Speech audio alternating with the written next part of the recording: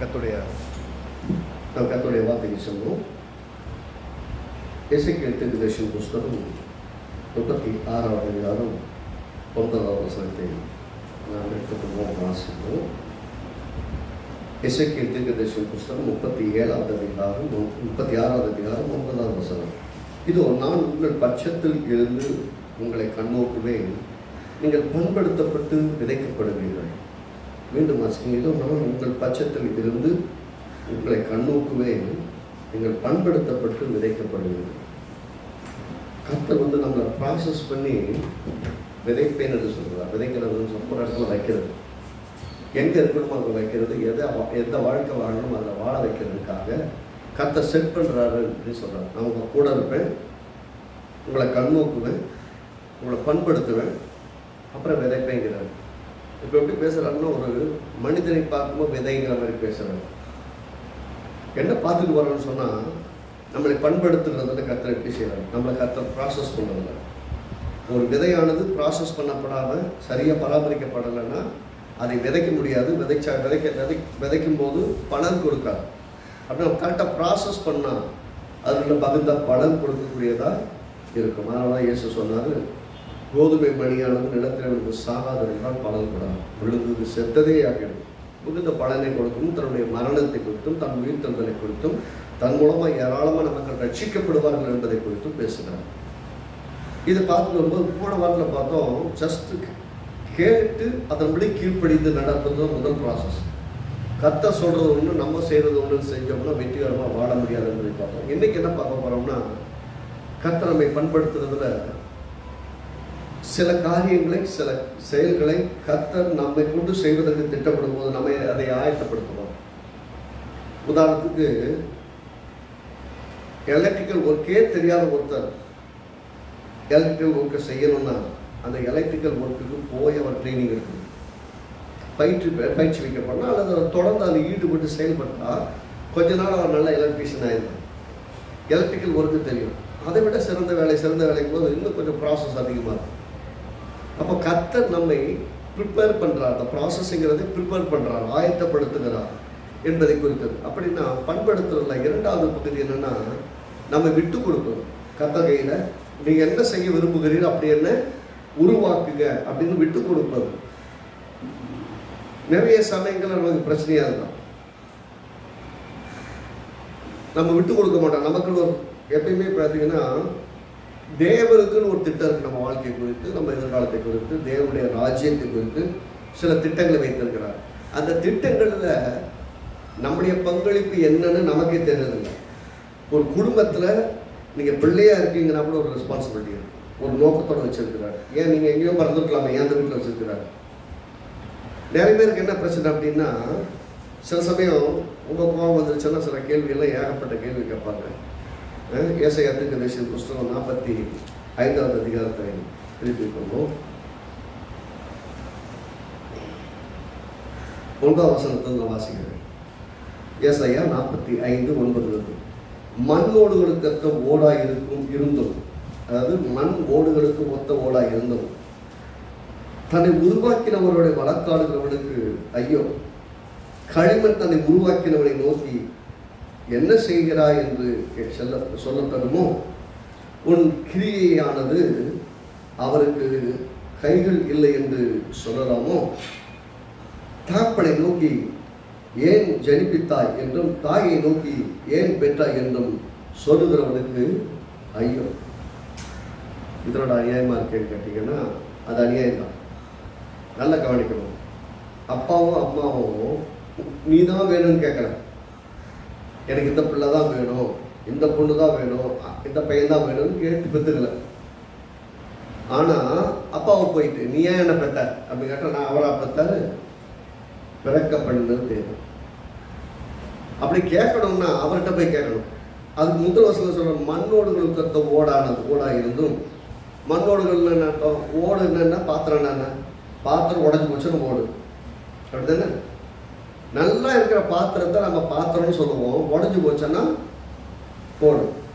உடைந்து போன அந்த ஓடுகள் ஓடுகள் மாதிரி இருக்கிறவங்க போயிட்டு தன்னை உண்டாக்கினார, உடஞ்சி போச்சு. இப்போ உண்டாக்குனவர்கிட்ட போயிட்டு ஏன் நம்ம இந்த மாதிரி உண்டாக்குன, என்ன எதுக்கு அப்படி பண்ணினேன்?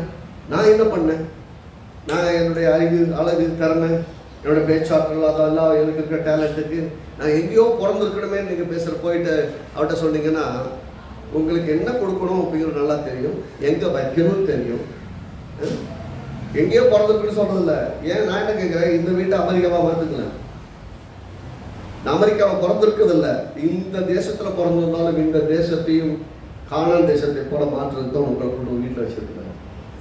ஏன் அவ்வளோ திறமையான ஒரு பிள்ளைய ஒரு திறமையில்லாத பெற்றோருக்கு கொடுக்கிறார்? ஏன் ஒரு திறமையில்லாத கணவனுக்கு ஒரு திறமையான மனைவியை கொடுக்கிறார்? ஒரு திறமையில்லாத மனைவிக்கு ஏன் ஒரு திறமையான கணவனை கொடுக்கிறார்? எல்லாம் தேவன் ஒரு நோக்கத்தோடு கொடுக்கிறார். பிள்ளைகளாக இருந்தாலும் சரி, எல்லாத்துக்கும் சரி. ஏன்னா அந்த வீட்டை தேவன் ஆயத்தப்படுத்துகிறார். எனக்கு முதல்ல என்ன தெரியணும் அப்படின்னீங்கன்னா, கேட்டீங்க நான் என்னங்க செய்யணும் அப்படின்னா, முதல்ல நமக்கு தெரிய வேண்டியது என்னன்னா, நான் எந்த நோக்கத்தோடு இந்த வேலையில் இருக்கிறேன், எந்த நோக்கத்தோடு இந்த ஆலயத்தில் இருக்கிறேன், எந்த நோக்கத்தோடு இந்த குடும்பத்தில் இருக்கிறேன், எந்த நோக்கத்தோடு எனக்கு இந்த பிள்ளையை கொடுத்திருக்கிறார், எந்த நோக்கத்தோடு இந்த பெற்றோரை கொடுத்திருக்கிறார், எந்த நோக்கத்தோடு நான் வாழும்படியாக எனக்கு தேவன் நியமித்திருக்கிறார் என்பதை புரிந்து கொண்டாதான் சரியா தன் கடமையை, வாழ்க்கையை சிறப்பாக செய்ய முடியும். என்னைக்கு தன் நோக்கம் புரியலையோ நீங்க வாழ்ற விதமே தப்பா இருக்கும். If you miss the basic, you will ever miss the life that you have to live. நீங்க வாழ வேண்டிய வாழ்க்கையை எப்பயுமே மிஸ் பண்ணிடுவீங்க. நீங்க எதுக்காக இருக்கீங்கன்னே தெரியல. நிறைய பேருக்கு என்ன பிரச்சனைனா, ரட்சிக்கப்படாத மக்களுடைய வாழ்க்கையில் என்ன பிரச்சனை, நான் ஏன் இருக்கேன்னு அவங்ககிட்ட கேட்டு பாருங்க, பதில் சொல்ல தெரியாது. ஆனால் ஆண்டவரை விசுவாசித்து ரட்சிக்கப்பட்டவர்கிட்ட போய் நீங்க ஏன் இருக்கீங்க கேட்டீங்கன்னா, இந்த உலகத்துல தேவன் ஒரு பெரிய நோக்கத்துக்காக வைத்திருக்கிறார். அவருடைய நோக்கம், விருப்பம் எல்லாம் இதில் எக்ஸ்பிளைன் பண்ணப்பட்டிருக்குது.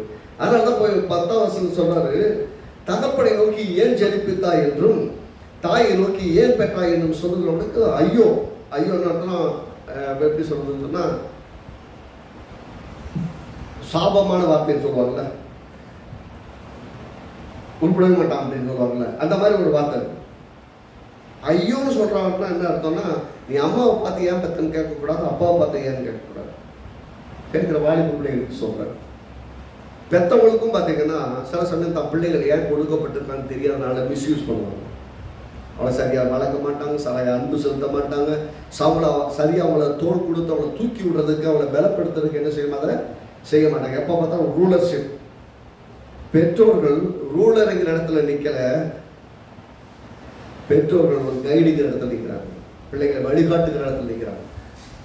பெற்றோர்களுக்கு பிள்ளைகள் ஏன் கொடுக்கப்பட்டதுன்னு தெரியலன்னா அந்த பிள்ளைகளை தவறாய் பயன்படுத்துவாங்க, இல்லை தன்னுடைய விருப்பங்களை போட்டு திணிக்க பார்ப்பாங்க. உங்களுடைய விருப்பங்களை பிள்ளைகளின் வாழ்க்கையை திணிப்பதல்ல, கர்த்தர் என்ன விரும்புகிறார் என்பதை பார்க்கணும். யாக்கோபு தன் தாயினுடைய விருப்பத்தை நிறைவேற்றுகிறவர்களாய் தான் வாழணும். வளரும் போது நீங்க பெரிய ஆளாக இருக்கணும், நீங்க ஆசுவாதமாக இருக்கணும். சின்ன பிள்ளைங்க ரொம்ப பிரியம், பெரிய பையனை பற்றி கவலையே கிடையாது. ஆனால் பெரிய பையன் பார்த்தீங்கன்னா சாப்பாட்டுக்காக அவனுக்கு சாப்பாடு செஞ்சு வச்சுருந்தா, அவனுக்குன்னு சாப்பாடு செஞ்சு வச்சுருந்தா அன்னைக்கு தன் சேஷ்ட புத்திரமாக தான் சாப்பாட்டுக்காக விற்றுருக்க மாட்டான். யாப்போ ஒரு பிள்ளைய ஒரு தாய் கண்டுக்காமல் இருக்கிறா, அவனுக்கு தேவைன்னு வரும்போது தன் சாப்பாடுக்காக தன் பங்கை விற்று சாப்பிட வேண்டிய நிலைமைக்கு அவனை தள்ளிடுறான். அப்படின்னா ஒரு தாய் தன் பிள்ளையை சரியாய் பராமரிக்க தவறும் போது, சரியாய் கவனிக்க தவறும் போது, அந்த பிள்ளைகளுக்கு செய்ய வேண்டிய காரியத்தை செய்ய தவறும் போது, கொடுக்க வேண்டிய காரியத்தை கொடுக்க வேண்டிய நேரத்தில் கொடுக்க தவறும் போது அவன் கையேந்தி நிற்க வேண்டிய நிலைமை தானே. அப்படின்னா பெற்றோர்களுக்கு தன் பிள்ளைகள் ஏன் கொடுக்கப்பட்டதால் அவளுக்கு செய்ய வேண்டிய கடமைகள் என்ன என்பது பெற்றோர்களுக்கு நல்லா தெரியணும். அவர்கள் தங்கள் பொறுப்பை எங்கெல்லாம் பார்த்தீங்கன்னா தங்கள் பொறுப்பை சரியாக நிதானித்து தன் பிள்ளைகள் எந்த நோக்கத்துக்காக கொடுக்கப்பட்டுள்ளார் என்று புரிந்து அவருடைய விருப்பங்கள், அவருடைய எதிர்பார்ப்புகள், அவருடைய நம்பிக்கைகள், அவருடைய ஜபங்கள், அவருடைய ஆஸ்பிரேஷன்ஸ் என்னன்னு புரிந்து கொண்டு அவருக்கு தோள் கொடுத்து நின்றால் அவர்கள் மிக சக்சஸ்ஃபுல்லான பிள்ளைகளாக உருவாகும். அப்படின்னா ஒரு சக்சஸ்ஃபுல்லான பிள்ளை என்பது தானாய் உருவாவது என்பதை விட அதனோடு கூட சுற்றி இருக்கிறவர்கள் எல்லாம் என்ன செய்து கொண்டிருக்கிறார்கள் முக்கியம். நம்முடைய வாழ்க்கையில சில சமயம் நம்முடைய பெற்றோர்கள் நமக்கு ஆதரவாய் சில வேலைகளை செய்யலையும் போது கர்த்தர் எந்த வகையிலாவது சுற்றிலும் மாற்றம் நமக்கு ஏற்படுத்துவார். அன்பு செலுத்துவதற்கு, உதவி செய்வதற்கு, சபையார் அப்படியே ஏதாவது ஒரு வகையில் கர்த்தர் நம்மை பலப்படுத்தி எழுப்புவார். எந்த நோக்கத்துக்காக நம்ம போகணுமோ அந்த இடத்தை அடைவதற்கு என்னெல்லாம் ஹெல்ப் பண்ணணுமோ கர்த்தர் செய்வார். அப்படின்னா உதவி என்பதும் ஒத்தாசி என்பதும் கர்த்தரிடத்துல மட்டும்தான் கேட்கணும், கர்த்தரிடத்தை மட்டும்தான் பெற்றுக்கணும். மனுஷன் நம்பவே கூடாது, மனுஷனை சார்ந்து இருக்கக்கூடாது. இங்கே நான் போயிட்டு ஏன் ஆண்டவரை என்ன இப்படி வச்சிருக்கீங்க அப்படின்னு கேட்டால் என்னோட பைத்தியக்கார வழியாக இருக்கணும். நான் எப்படி இருக்க வேண்டுமோ அப்படித்தான் தேவன் வைத்திருக்கிறார். எப்படி உருவாக்க வேண்டுமோ நானாக கேட்டேன். நான் போய் ஒரு ஊழியக்காரனாகவும், நான் ஒரு பிரசங்கராகணும், நான் ஒரு ஆலயத்தை நடத்துகிறவனுக்கு நானாக போய் கேட்டேன். எனக்கு அந்த ஐடியாவே கிடையாது. ஆரம்பத்துலேருந்து ஆண்டவரே எனக்கு பிடிக்காது. ஆரம்ப காலத்தில் சின்ன பிள்ளைகளாக இருப்பாங்க, சும்மா அப்படியே சர்ச்சுக்கு போயிட்டு வந்து சண்டே ஸ்கூல். அப்போ எனக்கு இதை பற்றிலாம் தெரியாது. பெருசாக ஆர்வமாக கற்றுக்கொடுங்கிறதுக்காக கிடையாது. ஏதோ பிஸ்கட் கொடுப்பாங்க, முடிஞ்சோடனே ஏதோ சாக்லேட் கொடுப்பாங்கன்னு போயிட்டு வந்தோம். எனக்கு அந்த ஆண்டவர் மேலே ஆர்வமோ அப்படி ஒன்றும் கிடையாது. ஆனால் எனக்கே தெரியாமல் என்னை தேவன் உருவாக்கி கொடுத்துருந்துருக்கார். அப்படி பண்ணதுனால தான் ஆண்டவரை விட்டு மறுதளித்து ஆண்டவரை வேணான்னு ஓடின காலத்தில் கூட பாவம் செய்ய உள்ளம் துணியது. போய் சீரட்டை பிடிச்சோம், தண்ணி அடித்தோம், தவறான வாழ்க்கை வாழ்ந்தோன்னு எந்த இடத்துலையுமே, அதாவது கண்ட்ரோல் இருக்கும்போதும் சரி, கண்ட்ரோலில் இல்லாத நான் தனி சுதந்திரமான மனிதனாக இருக்கும்போதும் சரி, கட்டுப்பாடு உள்ள குடும்பத்துக்குள்ளே இருக்கும்போதும் சரி, அங்கேயும் எங்கேயும் தப்பு செய்ய கற்று விடாது. அப்படின்னு என்ன அர்த்தம்? அஸ்திபாரத்தில் போடப்படுகிற விதையானது விருப்பத்தோடு இருக்காங்களா, விருப்பம் இல்லாமல் இருக்காங்களா அல்ல. ஆனால் நீங்கள் செய்கிற காரியங்களை சிறப்பாய் செய்தால் எதிர்காலத்தில் பிள்ளைகள் இருந்த அவங்களோட மாறுவார். கர்த்தர் ஏதோ வகையில் உருவாக்குவார். குடும்பம் உருவாக்காத இடத்துல அநேக சபையில் சண்டே ஸ்கூல் ஊழியர்கள் உருவாக்கும். சண்டே ஸ்கூல் டீச்சர்கள் மூலமாக தேவன் உருவாக்குவார். அப்படின்னு ஆலயத்துக்கு மக்களை உருவாக்குவது, அழித்துப்படுவதற்கில்லை. நிறைய சமயங்களை பார்த்தீங்கன்னா பெற்றோருக்கு கீழ்ப்படிக்கணும் வைக்கிற அஸ்திபாரமான விஷயமே பிள்ளைகளுக்கு தெரிவதில்லை. மேன்மைக்கு முன்னாடி கீழ்ப்படிதல். பெரிய இடத்துக்கு போனோம்னா முதல்ல கீழ்ப்படியணும். கீழ்ப்படியாமல் ஒரு அலுவலகத்தில் இருந்தாலும் நீங்கள் கீழ்ப்படியாமல் பெரிய இடத்துக்கு போகவே முடியாது. உங்கள் பாஸுக்கு நீங்கள் கீழ்ப்படியலைன்னா கீழ்ப்படியாதவனை வைத்து எப்படி தரத்தில் உயர்த்தி வைக்க முடியும்? நீ மேலே இருந்தால் மேலே போகணும்னா பல கீழ்ப்படிதல் வேணும். கீழ்ப்படிதலே இல்லைன்னா மேலே போகவே முடியாது. சில சமயம் சில உதாரணம் சொல்லும்போது சொல்லுவாங்க, கீழே படியலைன்னா மேலே வர முடியுமா? ஒவ்வொரு படியாக தான். அப்படின்னா கீழ்ப்படி ரொம்ப முக்கியம். அது மாதிரி தான் கீழ்ப்படிதல் என்பது முக்கியம். வாழ்க்கையில் மேலே வரணும்னு ஆசை இருந்தால் கீழ்ப்படிதல் முக்கியம். கர்த்தர் உங்களை பயன்படுத்தணும்னா கீழ்ப்படிதல் முக்கியம். சரிங்களா? அதனால போன வாரத்தை பார்த்தா கீழ்ப்படியணும் முதல்ல. அப்புறம் அடுத்து தேவன் நம்ம ப்ராசஸ் பண்ணுறாரு, நம்ம ரெடி பண்ணுறாரு. அப்படிங்கும் போது என்ன அர்த்தம்? நான் இதைத்தான் செய்யணுமா? ஓகே ஆண்டவரே செய்கிறாங்க. மோசே இடத்துல தேவன் வந்து பேசுகிறார். என்ன சொல்றாரு? இஸ்ரவேல் ஜனங்கள் அடிமைத்தனத்தில் இருக்கிறார். 400 வருஷங்களுக்கு அப்புறம் எகிப்தில் போய் அடிமைத்தனத்திலிருந்து யோசேப்பின் காலத்திலிருந்து ஒரு கிட்டத்தட்ட பல ஆண்டுகளாக அடிமைத்தனத்தில் இருந்துட்டாங்க. இப்போ அந்த அடிமை தேசத்திலிருந்து சொல்கிறார், மோசே கூப்பிடுறாரு, என் ஜனங்கள் ஆள் ஓட்டிக்கிறார், ரொம்ப கஷ்டப்படுறாங்க அடிமை தேசத்தில். அவங்கள அழைத்து கொண்டு போய் நான் அவளுக்காக ஆயத்தம் பண்ணி வைத்திருக்க பாலும் தேனும் ஓடுகிற நலங்கு விசாலமான பெரிய தேசம் அவங்கள போய் சேருங்கிறார். கர்த்தருக்கு வந்து இவனை மட்டும் அந்த எகிப்து தேசத்துல அத்தனை பிள்ளைகளை கொண்டுகிட்டு இருக்கும்போது இவனை தூக்கிட்டு கொண்டு போய் யாரெல்லாம் கொல்லணும்னு நினைக்கிறாரோ, கொல்லணும்னு நினைக்கிறவனோட வீட்டிலேயே வச்சு வளர்க்குறாரு. அப்ப கர்த்தருக்கு தெரியாதா இவனுக்கு வந்தா நாளைக்கு இந்த ஜனங்களை போய் நடத்தி கொண்டு சேர்க்க போறவன்னு தெரியாதா? கர்த்தர் தெரிந்துதான் இவனை கொண்டு போய் ராஜா வீட்டில் வச்சு வளர்க்குறாரு. அவன் வளர்ந்துட்டான், பெரிய ஆள் ஆயிட்டான். உடனே என்ன நினைச்சிட்டான்? நான் பெரிய ஆள் ஆயிட்டேன், நாம என்ன பண்ண, நான் தான் ரட்சகன் நினைச்சிட்டு யாரோ ஒரு ஆளை வெட்டிட்டான். எகிப்து தேசத்தில் இருக்கிற எகிப்து சேவகனை வெட்டிட்டதுனால அவன் மேல குற்றப்படி உண்டாயிருது. அவனை கொள்வதற்காக ஆள் தேடுகிறார்கள். ஓடி போய் ஒழிஞ்சுக்கிட்டு இன்னொருத்த கல்யாணம் பண்ணிட்டு ஆடு மேய்ச்சி கிடையாது. அதாவது டோட்டலா தான் எதுக்கு இருக்கோங்கிறதே மறந்துட்டான். கடவுள் எதுக்கு என்ன வச்சிருந்தாருங்கிறதையும் மறந்துட்டான். இப்போ மொத்தமா இன்னொரு ஆடு மேய்க்கிறவன மாறிட்டான். அதாவது ஜனங்களை நடத்த வேண்டிய ஆடு மேய்க்கிறவன போயிட்டான். தேவன் வந்து முள்செடி மத்தியில எதிர்ப்புல இருந்து பேசுறாரு. எரியுது, ஆனா முள்செடி எரியல. அற்புதமா இருக்கு, ஆனா அங்க என்ன நடக்குதுன்னு தெரியல. அவங்ககிட்ட பார்த்து சொல்றாரு, நீ போ, நான் இஸ்ரவேல் ஜனங்களை உன் மூலமாய் ரட்சிப்பேன். அந்த ஜனங்களை வாக்குத்தத்தம் பண்ணின அந்த தேசத்துக்கு நீ அழைத்து கொண்டு போவாய். அந்த ஜனங்களுக்கு அந்த தேசத்தை நான் கொடுத்தேன் அப்படின்னு வாக்கு பண்றேன். இவர் என்ன சொல்றாரு? ஆண்டவரே என்னை விட்டுருங்க, நீங்க தேடுறாள் நான் கிடையாது, எனக்கு சரியா பேச வராது, எனக்கு முன்னாடியும் சரி இப்ப பேசினதுக்கு அப்புறமும் சரி நான் வந்து தகுதியான ஆள் கிடையாது, நீ வேற யாரையா பாருங்க. கர்த்தருக்கு ஐடியா கொடுக்குறாங்க. நிறைய சமயங்களில் கர்த்தருக்கு நம்ம ஐடியா கொடுக்குறாங்களா தான் முயற்சி பண்ணுறோம். கர்த்தர் ஐடியா கேட்குறேன், கீழ்ப்படிதலை சொல்லலாம்.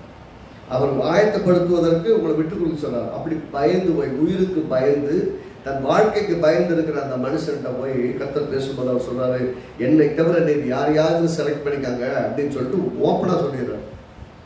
மோசேட்ட சொல்றாரு, உனக்கு என்னையா பிரச்சனை இருக்கிறார், எனக்கு பேச வராது. சரி, உன் அண்ணன் இருக்காங்க இல்லையா ஆர்வம், அவனை உனக்கு சப்போர்ட்டுக்கு தரேன், நீ சொல்லு, அவன் ஜனங்களுக்கு சொல்லுவான். நீ திக்குவாயே மந்தனாவது என்ன ஒன்றா சொல்லிட்டு போ, சரியாக பேச வராது, சரியாக சொல்ல வராது, நான் எப்படிங்க சொல்ல முடியும் அப்படின்னீங்கன்னா நான் ஆளை தரேன், அவன் மூலமாக நீ பேசுகிறார். இப்போ அவன் மூலமாக பேசு அப்படின்னு சொன்ன உடனே சரி. அதாவது அவன் எத்தனை சாக்கு போக்க சொன்னாலும் கர்த்தர் அவனை கொண்டு செய்ய நினைத்தால் அவனை கொண்டு தான் செய்யணும். இன்னைக்கு சொல்கிறேன், நீங்கள் எத்தனை காரியங்களை சொன்னாலும் உங்களை வச்சு செய்ய வேண்டியதை உங்களை வச்சு மட்டும்தான் செய்வார். அப்படின்னா கர்த்தருக்கு ஆப்ஷனே கிடையாது, ஆளே கிடையாது. அப்படின்னா எப்போ ஆள் இல்லை தெரியுமா? அந்த வேலையை நீங்கள் துவங்கி அந்த வேலையை செய்து கொண்டிருக்கும் போது ஆண்டவரே என்ன விட்டுருங்க ஆண்டவரேன்னு சொன்னீங்கன்னா விட்டுருவாங்க. எப்படி? கர்த்தர் துவங்குற வரைக்கும் உங்கள் பின்னாடியே நின்று உங்களை அந்த விஷயத்தில் வச்சு அந்த விஷயத்தை ஸ்டார்ட் பண்ணுவார். ஒரு வேலையை என்ன, ஒரு காரியத்தை, ஒரு அச்சீவ்மெண்ட்டை ஸ்டார்ட் பண்ணுவார். நீங்கள் செய்துட்டு இருக்கும்போது என்னை விட்டுருங்க ஆண்டவரேன்னு சொன்னீங்கன்னா உங்களுக்கு பதிலாக இன்னொருத்தரை என்ன இடத்துல வைப்பார். எப்போ வரைக்கும் உங்களுக்கு அந்த டைம்னா என்னால் முடியாது அப்படின்னு நீங்கள் சொல்கிற வரைக்கும் கர்த்தர் வெயிட் பண்ணிட்டு இருப்பார். செய்ய கிருபை தாங்க, எனக்கு பலனை தாங்க, எனக்கு ஞானத்தை தாங்க, எனக்கு அறிவை தாங்க, நான் திறமையாக அதை செய்வதற்கு என்னை வழி நடத்துங்க ஆண்டவரேன்னு சொன்னீங்கன்னா அதில் ரொம்ப சக்ஸஸ்ஃபுல்லாக இருக்கிறது என்னெல்லாம் உங்களுக்கு தேவையோ அத்தனையும் தேவன் தருவார். அப்படின்னா இந்த வாழ்க்கையை வாழ்வதற்கும் இந்த காரியங்களை செய்து முடிப்பதற்கும் எனக்கு என்ன தேவை என்பதை நான் அறிந்து அதை கேட்டு பெற்றுக்கொள்ளணும். சாலமோன் இந்த விஷயத்தில் மிக ஞானமாய் ஒரு ஜபம் பண்ணினான். ஆண்டவரே, இவ்வளவு பெரிய ஜனக்கூட்டம், இவ்வளவு பெரிய திரளான ஜனங்கள், இந்த ஜனங்களை விசாரிக்கிறதுக்கு எனக்கு அறிவில்லை ஆண்டவரே. எப்படி? ஒரு ராஜாவானவன், ராஜாவா ஆக்கப்பட்டவன், தேவனுக்கு பலி செலுத்திட்டு படுத்துங்கிறான், கர்த்தர் சொப்பனத்தை சந்திக்கிறான், அவன்கிட்ட சொல்றான், ஆண்டவரே இந்த ஜனங்களெல்லாம் இவ்வளவு திரளான ஜனங்களை எப்படி ஆண்டவர் நான் நடத்த போறேன்? நானே சின்ன பையனா இருக்கிறேன், எனக்கு ஒண்ணுமே தெரியாது. நிறைய சமயங்கள் உங்களுக்கு ஒன்றும் தெரியாதுன்னு நீங்கள் நினைக்கலாம். ஆனால் உங்களை கர்த்தர் அந்த ஸ்தானத்தை வச்சா அதுக்கு தேவையான அறிவை, அதுக்கு தேவையான கிருபையை, அதுக்கு தேவையான பலனை, அதுக்கு தேவையான ஞானத்தை, வழி நடத்துதல் எல்லாத்தையும் தருவார். பிரச்சனை எங்கன்னா, நான் யார் என்று என்னை அடையாளப்படுத்துவதை விட என் தேவன் யார் என்று என்னை அடையாளப்படுத்துறேன். நான் யாருக்குள்ள இருக்கிறேன்? நான் கிறிஸ்துவுக்குள் இருக்கிறேன்னா நான் அல்ல கிறிஸ்துவே. இனி வாழ்வது நான் அல்ல இயேசுவேன்னு பவுல் சொன்ன மாதிரி நான் அல்ல இயேசுவே. பெத்த கிட்ட போயிட்டு ஏன் என்ன பெத்தன்னு கேட்டு அழைக்கூடாது. எனக்கு என்னை படிக்க வைக்க மாட்டேங்கிறீங்க, எனக்கு அது செய்ய மாட்டேங்கிறீங்க, இது செய்ய மாட்டேங்க கேட்டு இருக்கிறதில்ல. எனக்கு தேவையான கொடுக்கலன்னு சொல்றதில்ல, கொடுக்க முடியாத இடங்களில் உருவாக்க அறிந்திருக்க வேண்டும். அதுக்காக தான் தேவன் நம்மளை வச்சிருக்கிறார். அதனால சொல்ற, மண்ணோடுகளுக்கு ஒத்த ஓடா இருக்கிறது ஓடா இருந்தோ தன்னை உருவாக்கியோட வழக்காடவனுக்கு ஐயோ, களிமண் தன்னை உருவாக்கியவனுக்கு என்ன செய்கிறாய் என்று சொல்ல தருமா? உன் கிரியானது அவருக்கு கைகள் இல்லை என்று சொல்லலாமா? அவன் கையே கிடையாது, இருந்தா என்ன உருவாக்கியிருப்பார். உடஞ்சு போச்சு. தேவனுக்கு கை இருந்தா என்ன உருவாக்கிருக்கலாமே அப்படின்னு கேட்டீங்கன்னா உருவாக்க முடியாதெல்லாம் கிடையாது. கர்த்தருக்கு நம்மை தாழ்த்தி ஒப்பு கொடுத்தார், உருவாக்குவதற்கு ஒப்பு கொடுத்தார், உங்களை மிக சிறந்தவர்களாக உருவாக்க முடியும். கர்த்தரால் முடியாதுங்கிறதுலாம் கிடையாது, செய்ய முடியாதுங்கிறது கிடையாது. அதனால வீட்டில் இருக்கவங்கள்ட்ட போய் சண்டை போட்டுக்கிட்டு, அப்பா அம்மாட்ட போய் போராடிக்கிட்டு, ஏன்ப்பா அப்படி இருக்கீங்க, ஏனம்மா அப்படி இருக்கீங்க, எனக்கு இவ்வளவு திறமை இருக்கு, எனக்கு கொஞ்சம் மட்டும் செலவழிச்சு நான் பெரிய ஆள் ஆயிடுவேன். பாருங்க, நானே என் குடும்பத்தினர்கிட்டே கூட நான் கூட கோவப்பட்டிருக்கேன். ஒரு காலத்தில் அப்பதான் +2 முடிச்சிருக்கிறேன். ஒரு டிஎன்பிஎஸ்சி தேர்வு எழுதுனேன். அந்த டிஎன்பிஎஸ்சி தேர்வில் செலக்ட் ஆகிட்டேன், பாஸ் பண்ணிட்டேன். இன்டர்வியூ இந்த மாதிரிலாம் வச்சு தான் ப்ராசஸ் பண்ணுவாங்க. அந்த சமயங்களில் எனக்கு தேவையான பணத்தை எனக்கு கொடுக்கலையே அப்படிங்கிறத எங்கள் வீட்டில் இருக்க எல்லாருமே எனக்கு வருத்தம். கொடுத்துருந்தா ஒரு அரசு வேலைக்கு போயிருக்கலாம்னு வச்சுக்கோங்களேன், ஒரு அரசு வேலைக்கு போயிருக்கலாம், இல்லை படிக்கிறதுக்கான காரியத்தை விவாகப்பட்டுக்கலாம். எப்படியோ நான் ஒரு இடத்துக்கு வர்றதுக்கு என்னெல்லாம் செய்ய முடியுமோ அதெல்லாம் செய்து நான் ஒரு இடத்துக்கு வந்திருக்கலாம். வந்திருக்கலாமே ஒழிய நான் இன்றைக்கு செய்து கொண்டு இதை செய்து கொண்டிருப்பேன்னு தெரியாது. நான் தேவனாலே ஒரு நோக்கத்திற்காக தேர்ந்தெடுக்கப்பட்டிருக்கிறேன். ஆகவே எனக்கு ஒரு வாய்ப்பு இருந்த போதும் அந்த வாய்ப்பு தடை செய்யப்பட்டது. அந்த வாய்ப்பு தடை செய்யப்பட்டதுனால எனக்கு எல்லாமே கெட்டு போச்சுங்கிறது கிடையாது. கர்த்தர் என்னை ஒரு நோக்கத்தோடு உருவாக்கி கொண்டிருக்கிறார். கர்த்தர் என்ன ஒரு நோக்கத்தோடு உருவாக்கி கொண்டிருக்கிறார். அந்த நோக்கத்துக்காக நான் வாழ்ந்துட்டு இருக்கிறேன்னா அந்த நோக்கத்துக்காக நான் முன்னேறி போகவே முடிய நான் குறை சொல்லிட்டு இருக்க முடியாது, குற்றம் சொல்லிட்டு இருக்க முடியாது. தேவனானவர் நமக்கு எப்பெல்லாம் சூழ்நிலையிலும் நமக்கு உதவி செய்கிறவரும் உண்மையா இருக்கிறவருமா இருக்கிறார். அதனால கர்த்தர் நம்மை உருவாக்கும் போது என்ன சொல்லிட்டு கூடாதுன்னா, என்னால முடியல, எனக்கு பலவீனமா இருக்கு, என்னால செய்ய முடியல, எனக்கு யார் உதவி செய்வா அப்படின்னு நம்மளை பார்த்து கேள்வி கேட்டுக்கிட்டு இருக்கக்கூடாது, இருக்கவும் செய்யக்கூடாது. அதனால அடிப்படையா என்னன்னா, கர்த்தர் நம்மை ஒரு நோக்கத்தோடு உருவாக்கி இருக்கிறார். அந்த உருவாக்கினவர் ஏதோ காரண காரியம் இல்லாம நம்மளை உருவாக்கி வச்சது ஒரு பெரிய நோக்கத்துக்காக. அதனால ஒன்றை எப்பயுமே அடிப்படையாய் மனதில் வைத்துக் கொள்ளணும். எப்பொழுதுமே நம் தேவன்கிட்ட போய் என்னை ஏன் அப்படி வச்சிருக்கீங்கன்னு கேட்கக்கூடாது. நம்முடைய சூழ்நிலைகள்ல அவர்கிட்ட ஏன் இந்த கஷ்டம், ஏன் இந்த பாடுகள், ஏன் இந்த உபத்திரவம், ஏன் என்னால ஒன்றும் சக்சஸ்ஃபுல்லா பண்ண முடியல அப்படின்னு அழுது குழம்பிட்டு இருக்க கூடாது. விசுவாசத்தோடு காரியங்களை நடத்த வேண்டும். விசுவாசிக்கிறவன் பதறான். விசுவாசத்தோடு இருந்தீங்கன்னா எல்லாம் எதிராக இருக்கும் போதும் உங்களால் நம்ப முடியும். எல்லாம் தோத்துக்கிட்டு இருக்கும் போது கூட கர்த்தரை நம்ப முடியும். எல்லா பலவீனத்துல இனிமேல் ஒண்ணுமே பண்ண முடியாதுன்னு சொன்னாலும் கூட சக்சஸ்ஃபுல்லா வாழ முடியும். மனுஷன் பார்க்கிற பிரகாரம் கர்த்தர் பார்க்கறது இல்லை. அதனாலதான் சொல்றாரு, உருவாக்குகிறவர் உங்களை உருவாக்கி கொண்டிருக்கிறார். உருவாக்குறவருக்கு தெரியும் உங்களை எப்படி உருவாக்கணும்னு. அதுக்குதான் உங்களை எங்க வைக்கணும் அங்க வச்சிருக்கிறார். ரெண்டு விஷயம். ஒண்ணு, உங்களை உருவாக்குவதற்காக ஒரு வீட்டில் வைப்பார், உங்களை உருவாக்குவதற்காக ஒரு இடத்துல, ஒரு ஆலயத்துல, ஒரு வேலை ஸ்தலத்துல போய் வைப்பார், ஒரு படிக்கிற இடத்துல வைப்பார். உங்களை உருவாக்குவதை போல இன்னொரு பக்கம் பார்த்தீங்கன்னா உங்களால் மற்றவர்கள் உருவாக்கப்படுவதற்காகவும் வைப்பார். உங்களால மற்றவர்கள் உருவாக்கப்படணும். எனக்கு அதுக்கு சம்பந்தம் இருக்க முடியாது. உங்களை கொண்டு செய்ய வேண்டிய காரியம் உங்களை கொண்டுதான் செய்வார். மோசேயை அழைத்தார், அவன் வரமாட்டேன்னு சொன்னா, ஆனா வந்துட்டான். வந்ததுக்கு அப்புறம் அவனை கொண்டுதான் இஸ்ரவேல் ஜனங்களை எகிப்திலிருந்து புறப்பட பண்ணி பாலம் தேடி ஓடுகிற தேசத்துக்கு அழைத்து கொண்டு போனான். அவன் என்னைக்கு ஆண்டவரே என்னை விட்டுருக்காண்ட இந்த ஜனங்களை வச்சு என்னால முடியல, ரொம்ப உரட்டாட்டம் பண்றாங்கன்றவரே என்னைக்கு சொன்னானோ அன்னைக்கு யோசுவாவை ரெடி பண்ணிட்டார். அதாவது உங்களுக்கு கொடுக்கப்பட்ட பொறுப்பை நீங்கள் நிறைவேற்றுகிற வரை நீங்கள் தான் தேவனால் தெரிந்து கொள்ளப்பட்ட, தேவனால் அழைக்கப்பட்டவர்கள். என்னைக்கு நீங்க முடியாதுன்னு சொல்றீங்களோ அப்ப உங்களுக்கு பதிலாக தேவன் வேற ஒருவரை வைப்பார். அப்படின்னா கர்த்தருக்கு என்ன தேவை? அவர் உங்களை ஆயத்தப்படுத்தும் போது, ஒரு காரியத்தை அச்சீவ் பண்றதுக்காக உங்களை ப்ரிப்பேர் பண்ணும்போது உங்களை அர்ப்பணிக்க ரெடியா இருக்கணும். ஆண்டவரே என்னை உங்களுடைய கையில கொடுக்குறேன், என்னை உருவாக்குங்க, என்னை எடுத்து பயன்படுத்துங்க, உங்களுடைய நோக்கம் நிறைவேறுவதற்காக என்னை ஒப்பு கொடுக்கிறேன். ஒப்பு கொடுத்தா மட்டும்தான் கர்த்தரால் உருவாக்க முடியும். நீங்க பேரண்ட்ஸ் கிட்ட உங்களை விட்டு கொடுக்கலன்னா உங்களை உருவாக்க முடியாது. பெற்றோர்கள் தேவனிடத்துல விட்டு கொடுக்கல உருவாக்க முடியாது. தலைமைத்துவத்துல இருக்கிறோம் என்பதல்ல. நான் சொன்னேன்ல, பெற்றோர்களுக்கு எப்போ பிள்ளைகள் ஏன் கொடுக்கப்பட்டாங்கன்னு தெரியல, பிள்ளைகளை தவறாக பயன்படுத்துவாங்க. வேலை ஸ்தலத்துல வேலைக்காரர்கள் ஏன் இருக்கிறார்கள் தலைவருக்கு தெரியலன்னா தலைவர்கள் தவறாக வேலைக்காரர்களை பயன்படுத்துவாங்க.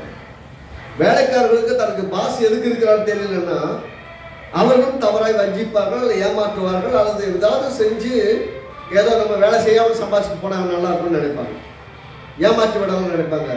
இவரெல்லாம் ஏமாத்திடலாம், மேல விட்டு பார்த்துட்டு இருக்கிறார். மனுஷன் பார்க்கிறவர்மா கர்த்தர் பார்க்கறது இல்லை. நம்முடைய வாழ்க்கையில செய்கிற ஒவ்வொரு சின்ன சின்ன செயல்களையும் கர்த்தர் பார்த்து கொண்டிருக்கிறார். அவருக்கு மறைவா ஒண்ணுமே கிடையாது.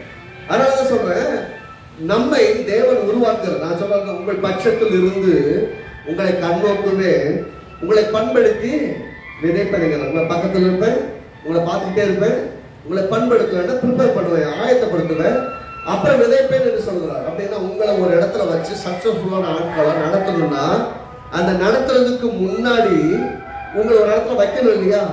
வைக்கணும்னா உங்களை ப்ரிப்பேர் பண்ணணும். உங்களை ப்ரிப்பேர் பண்ணாம ஒரு இடத்துல வைக்கவே முடியாது. நான் தான் சொல்றேன், படிக்காத ஒருவரை ஒரு பெரிய அலுவலகத்துடைய அதிகாரியை வச்சு எப்படி இருக்கும்? அவருக்கு மக்களுக்கு எப்படி நடத்தணும் தெரியாது, கணக்கு வழக்கு எப்படி பார்க்கணும் தெரியாது. ஒவ்வொரு காரியத்தையும் அரசு எதிர்பார்க்கிற விதத்துல டாக்குமெண்ட் என்ன சப்மிட் பண்ணணும், ரிட்டர்ன் என்ன சப்மிட் ஒன்றுமே தெரியாது. அப்போ அறிவில்லாதவன் எத்தனையோ பேர் படிக்காதவங்களாம் தலைவர்களா இல்லையா, பெரிய இடங்கள் இல்லையான்னா அவர்களுக்கு படிப்பு அறிவை விட உலக அறிவும் தேவைகளை பற்றியதான அறிவும் அதிகமா இருப்பதனால் சாதித்திருக்கிறார். அப்படின்னா படிக்காதவங்க சாதிக்க முடியாதெல்லாம் கிடையாது, படிக்காதவங்க சாதிக்கலாம். அப்போஸ்தலனாகிய பேதுரு சொல்றான், ஆண்டவரே நான் படிக்காதவன். எல்லாரும் சொல்றாங்க, பேதுரு பிரசங்கம் பண்ண விதத்தை பார்த்த உடனே சொல்றாங்க, இவன் படிக்காதவன் இல்லை, என்ன இப்படி பேசுறானே, படிக்காதவன் இவ்வளவு அழகா பேசுறானே. பிறந்ததுல இருந்து மீன் பிடிக்கிற வேலையில இருந்தவன் முதல் பிரசங்கத்துல 3000 பேர் ரட்சிக்கப்படுறாங்க. பார்க்கிறவங்கள பிரமிப்படைகிற விதத்துல பேசுறான். ஒரு பக்கம் பவுல் மிகப்பெரிய படிப்பாளி, அவர் பேசும்போதும் ஜனங்கள் ரசிக்கப்படுகிறார்கள். இன்னொரு பக்கம் படிக்காதவன், பள்ளிகள் பக்கமே போகாதவன், அவனும் கர்த்தருடைய வார்த்தையை பிரசங்கம் பண்றான். அவன் பேசுற லட்சக்கணக்கில் ஆயிரக்கணக்கில் ரசிக்கப்படுறாங்க. அப்படின்னா யார் பிரசங்கிக்கிறாள் என்பது முக்கியம் அல்ல, யார் எதை சொல்கிறாள் என்பது முக்கியம் அல்ல. கர்த்தர் நம்மை முன்குறித்திருந்தார், நம்மை அழைத்திருந்தால் நம்மை கொண்டு பெரிய காரியங்களை செய்வார். அதனால நம்ம கர்த்தரையில் என்ன செய்யணும், ஒப்பு கொடுத்துடணும். ஆண்டவரே, நான் இந்த வீட்டில் வச்சிருக்கீங்க, இந்த ஆலயத்தில் வச்சிருக்கீங்க, இந்த வேலை ஸ்தலத்தில் வச்சிருக்கீங்க, இந்த குடும்பத்தில் வச்சிருக்கீங்க, நான் என்ன செய்யணும்னு இந்த வீட்டில் வச்சிருக்கீங்க. ஆண்டவரே, நான் என்ன செய்யணும்னு நீங்க வச்சிருக்கீங்களோ அதுக்கு என் மனதை, என் எண்ணங்களை, என் யோசனைகளை, என் வாழ்க்கையை, எனக்கு தேவையான எல்லாவற்றாலும் என்னை உருவாக்க. இந்த குடும்பத்தில் எனக்கு சரியா வாழ தெரியல, நடத்த தெரியல, பேச தெரியல அப்படின்னு ஆண்டவரே, எனக்கு தேவையான ஞானத்தை கொடுங்க, சரியான பேச்சு கொடுங்க, ஜனங்களை சரியா நடத்துறதுக்கு தேவையான வழிகாட்டுதலை கொடுங்கன்னு கேட்டால் கற்றுக் கொடுப்பார். அப்படின்னா தரமாட்டேங்கிறதெல்லாம் அவனுக்கு கையில கிடையாது. அவன் தரமாட்டேன்னு எப்பயுமே சொல்ல கிடையாது. அவர் எப்போதும் கொடுக்க வல்லவர். அது என்ன வேணும்னாலும் சரி. நான் சொல்றேன், சில சமயம் நான் போகிற பாதைகள் கடினமா இருக்கு. பவுல் பார்த்தீங்கன்னா அவ்வளவு கடினமான போராட்டம், அடி உதைகள் எல்லாத்தையும் வாங்கிட்டு ஆண்டவரை பத்தி அறிவிச்சுட்டு இருந்தான். ஏன்? ஆண்டவர் முத அவனை சந்திக்கும் போது என்ன சொன்னார் தெரியுங்களா? நீ வா, எனக்காக நீ எவ்வளவு கஷ்டப்பட்டு வேலை செய்ய வேண்டியதுன்னு தெரிஞ்சுக்கணும். ஏன் அப்படி அவனுக்கு மட்டும் அப்படிப்பட்ட ஒரு ஊழியம் பார்த்தீங்கன்னா, அவன் அதுக்கு முன்னாடி என்ன பண்ணிட்டு இருந்தான்னா, ஜனங்கள் ஆண்டவராக இயேசுவை அறிவித்தவங்களெல்லாம் கொலை பண்ணிட்டு இருந்தான். ஸ்தேவானை கொலை பண்றதுக்கு சாட்சி வச்சுட்டு ஆள் வச்சது, அதாவது அப்படின்னா படித்த அறிவாளி, சாட்சிகளோடு ஆளை பிடிக்கிறது, ஆளை வச்சு கல் எறிஞ்சு கொண்டுருணும். இதுதான் பண்ணிட்டு இருந்தாரு. இது பண்றதுக்காக லெட்டரெல்லாம் வாங்கிட்டு வந்துட்டார். இவ்வளவு மோசமான விதத்துல மனுஷன் செயல்பட்டு இருக்கிறான். மனுஷன் மோசமான விதத்தில் செயல்பட்டு இருக்கிறான். அவன்கிட்ட சொல்றாரு, தம்பி, என் நிமித்தமாக நீ எவ்வளவு பாடுபடும் உனக்கு நான் காண்பிக்கிறேன். அவன் போய் யாருக்கெல்லாம் போய் அறிவிக்க போறான்னா, புரஜாதிகிட்ட, அதாவது இஸ்ரவேல் ஜனங்களுக்காக தெரியும் தனக்கு ஒரு மேசியை வரப்போறாரு. புரஜாதிகள் சொல்லும்போது இஸ்ரவேல் ஜனங்கள் அல்லாதவர்கள், அவர்களுக்கு இயேசுனா யாருன்னு தெரியும். அவரை போய் இயேசுவை சொல்லப்படா அடிக்கிறாங்க, என்னென்னமோ பண்றாங்க. ஆனாலும் அநேக சபைகளை ஸ்தாபித்தார். அப்படின்னா தன்னை ப்ராசஸ் பண்றதுக்கு அவன் ஒப்பு கொடுக்கலன்னா, இவ்வளவு அடிகள், உதைகள், பலவீனங்கள் எல்லாம் இருந்தாலும் தேவனுடைய நோக்கத்தை செஞ்சிருக்க முடியாது. இப்போ வாழ்க்கையில சில காரியங்களை செய்யணும், அடையணும்னா நமக்கு வரக்கூடிய சூழ்நிலைகள், பலவீனங்கள் போல வியாதிப்பட்டு சரீரத்தில் ஏராளமான பிரச்சனை அப்படிங்கிறாங்க. இன்னொரு பக்கம் மனதளவில் அவனுக்கு பிரச்சனை. இது மத்திய ஒன்று கேட்குறான், ஆண்டவரே இந்த பாடுகள்லாம் என்னை விட்டு நீங்கிட்டா நல்லா இருக்கு, இந்த முள்ளு என்னை விட்டு நீங்கிட்டா நல்லா இருக்குன்னு அவர் சொல்றாரு, என் கிருபை உனக்கு போகும். எப்படி இவன் கேட்கிறான், இந்த ஓத்தரனை விட்டு நீங்கினா போதுங்களா? அவன் என்ன போற, என் கிருபை உனக்கு போதும், உன் பலவீனத்தில் என் பலம் போடுறமா விளக்கு. கர்த்தர் சொல்றாரு, இந்த சூழ்நிலையிலிருந்து முற்றிலுமாய் விடுதலையாக்குவது பெரிய விஷயம் இல்லை. எங்க நீ பலவீனமா ஃபீல் பண்றியோ அங்க நான் பலனா இருப்பேன். என்னை நம்பு, நேரம் உனக்கு அந்த இடத்துல பலனா தருவேன். என்னால் செய்ய முடியலைங்கிறத உன்னால செய்ய முடியும். என்னால் வாழ முடியலன்னு சொன்னா உன்னால வாழ முடியும். எனக்கு நம்பிக்கையே இல்லைன்னா கர்த்தர் உனக்கு நம்பிக்கையா இருப்பார். உன் கால் சிக்கிக் கொள்ளாதபடி காப்பார். தீங்குகளுக்கு எல்லாவற்றுக்கும் விலக்கி காப்பார். கர்த்தர் நமக்காக எல்லாவற்றையும் செய்து முடிப்பார். என்ன செய்யணும்? அர்ப்பணிக்க அறிந்திருக்கணும். ஒரு எரேமியாவுக்கு புத்தகம் 18வது அதிகாரத்துக்கு திருப்பி கொள்வோம். அதுல சில வசனங்களை நாம் வாசிக்க போவோம். ஆண்டவர் பார்த்தீங்கன்னா நமக்கு சில காரியங்களை கற்றுக் கொடுக்கணும்னா ஒரு இடத்துக்கு அனுப்புவார். இன்னும் சில நிமிஷத்துல வேகமா பார்த்து முடிப்போம். எரேமியா புத்தகம் 18வது அதிகாரம் 2ஆம் வசனத்திலிருந்து 2ஆம் வசனத்திலிருந்து 1ஆம் வசனம் வாசிக்கிறேன். கர்த்தரால் எரேமியாவுக்கு உண்டான வசனம் என்ன உண்டாச்சு? வசனம் உண்டாச்சு. வாழ்க்கையில் சில காரியங்களை கற்றுக்கொள்ளணும்னா வசனம் உண்டாகணும். உண்டான வசனம், நீ எழுந்து குயவனின் வீட்டுக்கு போ, அங்கே என் வார்த்தைகளை உனக்கு தெரிவிப்பேன். இவன் கத்துக்கணும் அப்படிங்கிறதுக்காக, சில காரியங்களை புரிய வைக்கிறதுக்காக எங்க போக சொல்றாங்க? குயவன் வீட்டுக்கு. குயவன் வீடுன்னா இந்த பாண்டங்கள்லாம் செய்வாங்களே, மண் பாண்டங்கள் இதெல்லாம் செய்யறாங்களே, அவங்க இடத்துக்கு போகணும்னு சொல்றாங்க. மூன்றாம் வசனம், அப்படியே அவன் குயம் வீட்டுக்கு போனேன், அப்படியே நான் குயம் வீட்டுக்கு போனேன், இதோ அவன் திரிகையிலே வணைந்து கொண்டிருந்தான். இப்போ என்ன பண்ணுறாரு, மண் எடுத்து அந்த வீட்டில் சக்கரத்தில் வச்சு நடுவில் மண்ணை வச்சு சுற்றி விட்டு உருவாக்கிட்டு இருக்கிறார். அந்த திரிகைன்னா சுற்றுறதுல சித்திரை வைத்து உருவாக்கி கொண்டிருக்கிறான், வணைந்து கொண்டிருக்கிறான்னா பாத்திரம் உருவாக்கிட்டு இருக்கிறான். குயவன் வளர்ந்து கொண்டிருந்த மண்பாண்டம் அவன் கையில கெட்டு போயிட்டு, குயவன் வணைந்து இருக்கிறான், ரெடி பண்ணிட்டே இருக்கான், கையிலே அப்படியே மெல்ட் ஆகி மொத்தமாக பழம் போயிடும். அது வழக்கமாக சசமே நடக்கும். கரெக்டாக எதிர்பார்த்த மாதிரி வரலன்னா மண் என்ன பண்ணுவோம், திரும்ப பழைய இடத்துக்கு கொண்டு வந்துட்டு வேற மாதிரி செய்வோம். அப்படின்னா சரி கோணலாக இருக்குது பரவாயில்லாம் மிச்சம் விட மாட்டான்.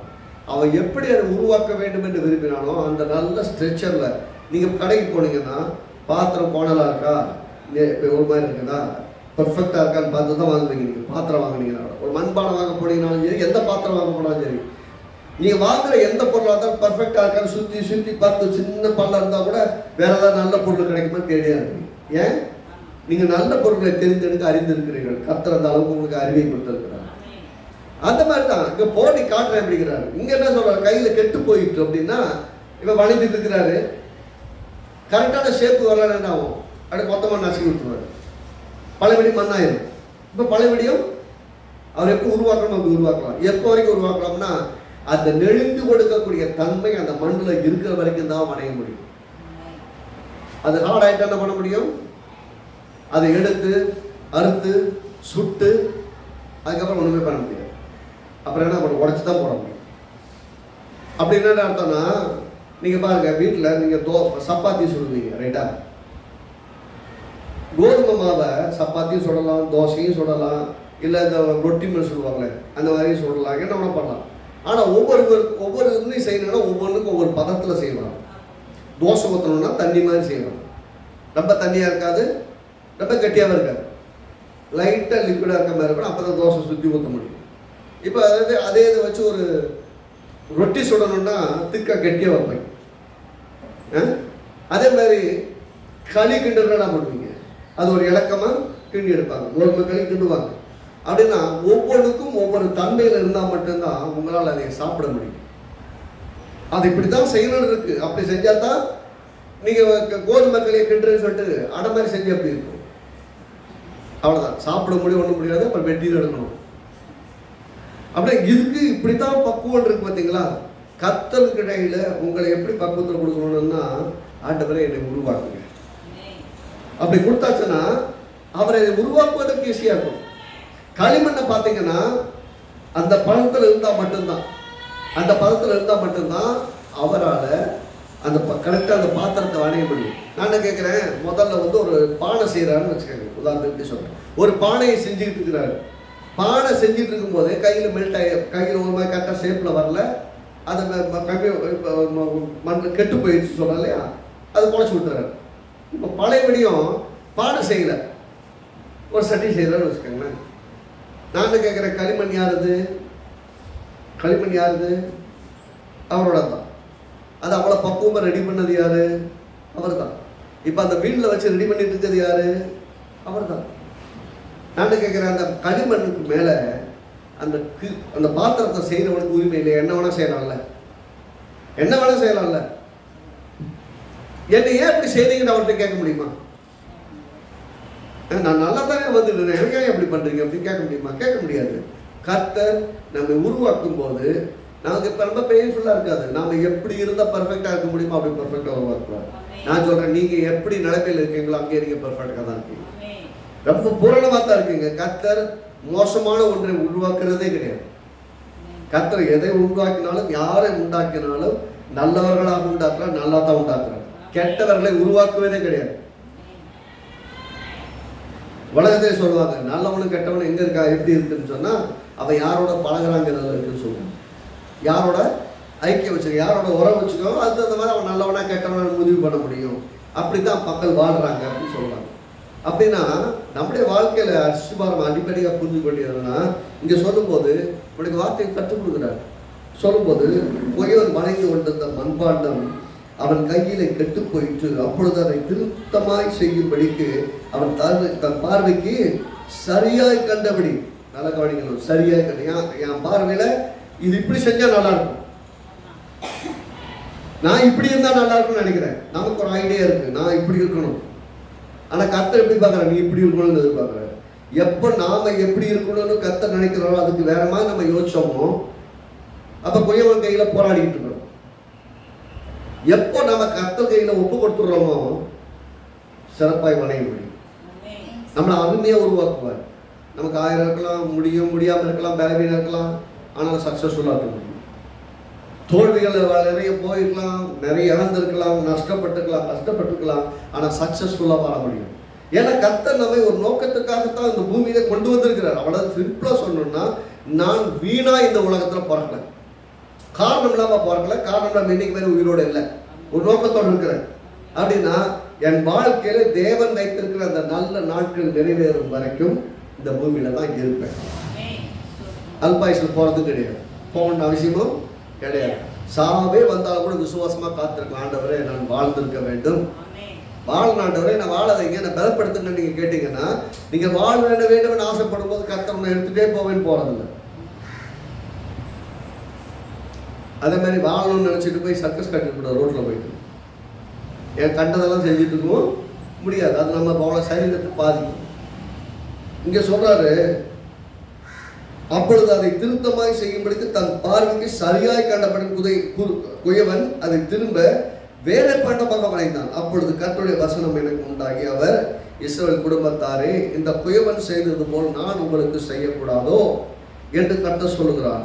இது இஸ்ரவேல் வீட்டாரே, களிமண் குயவன் கையில் இருக்கிறது போல நீங்கள் என் கையில் இருக்கிறீர்கள். ரொம்ப எளிமையா அவங்களுக்கு புரியுதுக்கா சொல்லிட்டாரு. குயவன் கையில களிமண் இருக்கிற மாதிரி நீங்க என் கையில் இருக்கிறீங்க. என்கிட்ட ஃப்ரீயா விட்டு கொடுத்தீங்கன்னா நல்ல பாத்திரமா வாங்கிட்டு கொள்றேன். கெட்டு போயிட்டாலும் கூட குயவன் கையில கட்ட ஆண்டவருடைய பிள்ளை சொல்லிட்டு இருக்கும் போதே சில கெட்டு போயிடுவாங்க. எதை செய்யக்கூடாத செஞ்சிருவாங்க, என்னென்ன பண்ணக்கூடாது எல்லாத்தையும் பண்ணி வச்சிருவாங்க. ஆனால் கர்த்தர் சொல்ற, என் கையில கெட்டு போயிட்டியா, பரவாயில்ல விடு. இந்த ஜனங்கள் யாரும் சொல்றாருன்னா, இஸ்ரவேல் ஜனங்கள் அடிமை தேசத்துல போயிருக்காங்க. அடிமைகளாய் போனவங்கிட்ட கர்த்தர் சொல்றாரு, நீங்க கெட்டு போய் இன்னைக்கு தேவையில்லாம அடிமைகளாய் போய் அந்நிய தேசத்துல உட்கார்ந்துருக்கீங்க, ஆனாலும் இப்பயும் நீங்க என் கையில் இருக்கிறீங்க, நீங்க எனக்கு விட்டு கொடுத்தீங்கன்னா பழையபடி உங்களை இன்னொரு பாத்திர மாதிரி உருவாக்கு. கர்த்தர் உருவாக்குற இடத்துல இருக்கிறார். கர்த்தர் கையில நம்ம விட்டு கொடுத்தால் நம்மை அருமையாக உருவாக்குவார். நம்ம விட்டு கொடுத்தாலும் உருவாக்க முடியாது. களிமண்ணு நான் நினைச்சபடிதான் நீ என்ன உருவாக்கணும்னு சொன்னா நடக்குமா? களிமண்ணுக்கு ஒரு அதிகாரம் இருக்காது. கர்த்தருக்கு சொல்றாரு, இஸ்ரவேல் ஜனங்களே, நீங்க எப்படி இருக்கீங்கன்னா இந்த களிமண் குயவன் கையில் இருக்க மாதிரி என் கையில் இருக்கீங்க அப்படி சொல்லிட்டு, பிடுங்குவேன், இடிப்பேன், அழிப்பேன் என்று நான் ஒரு ஜாதிக்கு விரோதமாய் ஒரு ராஜ்ய விரோதமாய் சொன்ன மாத்திரத்தில் நான் விரோதமாய் பேசின அந்த சந்ததியார் தங்கள் தீங்கை விட்டு திரும்பினால் நான் அவனுக்கு செய்ய தீங்கை செய்யாதபடிக்கு மனம் மாறுவேன். நீங்க தப்பு பண்ணிட்டீங்கப்பா, உங்களை அழிச்சிருவேன், இதுக்கப்புறம் நீங்க வாழ முடியாத ஒருத்தர் சொல்லியிருந்து ஒருவேளை அவர் மனஸ்தாப்பட்ட, ஆண்டவரே நான் தப்பு பண்ணிட்டேன், என்ன மனுஷக்காக ஆண்டவரே. அப்படிதான் எசேக்கியேல் ராஜா, ஒரு எசேக்கியேல் தீர்க்கதரிசி பார்த்தோம். எசேக்கியேல் ராஜா மரண படுக்கையில கிடக்கிறார். இனிமேல் பிழைக்க மாட்டாருன்னு போய் தன் ஊழியக்காரனை விட்டே சொல்லிட்டாரு. அங்க போய் சொல்றாரு, ஏசாயா நீ செத்து போயிடுவேன், பிழைக்க மாட்டேன், வீட்டெல்லாம் ஒழுங்குபடுத்தி எனக்கு ஆட்களை என்னென்ன செட்டில் பண்ணுமோ பண்ணி முடிச்சுட்டு கிளம்பு அப்படி இருக்கிறாரு. உடனே கண்ணை மூடிட்டு ஜெபம் பண்றான், அழுது ஜெபம் பண்றான், ஆண்டவரே நான் உமக்காக வாழ்ந்தேன் நினைச்சு பாருங்க, எனக்கு வாழ்ந்து எனக்கு ஆசையா இருக்கு ஆண்டவரே. சொன்ன உடனே கர்த்தர் சொல்றாரு, திரும்ப நீ செத்துருவன்னு போய் சொன்னவே வாசல் கூட போல திரும்ப போய் சொல்லுகிறாரு, இன்னும் 15 வருஷத்தை கூட்டி தருவேன். என்ன நடந்தது? நீ செத்துருவேன்னு சொன்னவர் தான் திரும்ப வாழ இன்னும் 15 வருஷம் சொல்றாரு. எதனால? அவருக்கு வாழணும்னு ஆசை. அதனால கர்த்தர் போய் சொல்லிட்டு வாங்கிறார். இப்போ அவன் வாழ்க்கையில சொல்றான், அந்த ஏசாயா 38வது அதிகாரத்தை போய் வீட்டில் போய் வாசிங்க. அதில் சொல்றான், என் வாழ்க்கையில் நடந்த கசப்பை நான் நினைத்து மறக்க மாட்டேன், நடந்து கொள்வேன். என் வாழ்க்கையோட கசப்பான சூழல் ஏன் வந்துச்சு, ஏன் என்னுடைய வாழ்க்கையில் நீ செத்து போயிருவேங்கிற இடத்துக்கு சொல்ற இடத்துக்கு நான் கொண்டு வந்து வச்சேன். இப்போ 15 வருஷம் எக்ஸ்ட்ரா கொடுத்துருக்கிறாரு. இந்த 15 வருஷம் எப்படி வாழ போறேன்னா, எனக்கு நடந்த அந்த கசப்பான அனுபவத்தை மீண்டும் வாழ்க்கையில சேர்க்காதபடிக்கு வாழ்ந்து கொள்கிறேன்னு சொல்றேன். இப்போ நம்ம நினைத்து நடந்து கொள்ளணும். நம்முடைய வாழ்க்கையில தேவனை தவிர நம்மை அருமையாய் உருவாக்குவதற்கு வேறு யாரு? தேவன் மட்டும்தான் நம்மளை உருவாக்க முடியும். ஏன்னா அவர் தான் நம்மளை உண்டாக்கினார். சொல்ற நீங்க என் கையில வந்து களிமண் மாதிரி இருக்கிறீங்க.